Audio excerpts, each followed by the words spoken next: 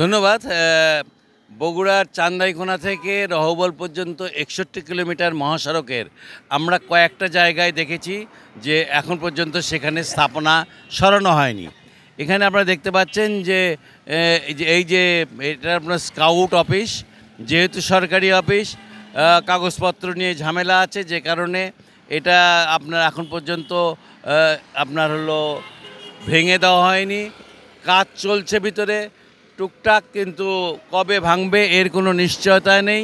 ফলে এই আপনার হলো একটি মাত্র লেন দিয়ে আপনার হলো গাড়িগুলো যাচ্ছে। ঢাকা থেকে যেসব গাড়ি আসছে, চিটাং থেকে গাড়ি আসছে, এগুলো এখানে এসে আপনার সাধারণত যদি দুইটা লাইন থাকতো তাহলে পরে কিন্তু আপনার হলো সড়ক দুর্ঘটনার ভয় থাকতো না।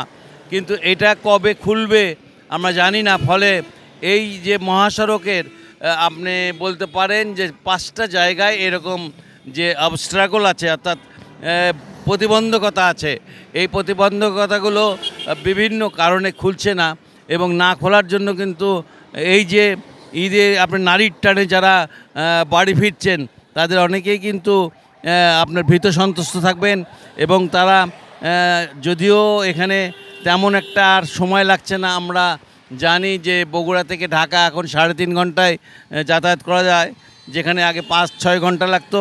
তো এখানে আমরা দেখতে পাচ্ছি, দেখেন ভিতরে আমি দেখাই যে এইখানে কিন্তু কাজ শুরু করার মতো অবস্থা, কিন্তু কবে শুরু করবে, কেন করতে পারছে না।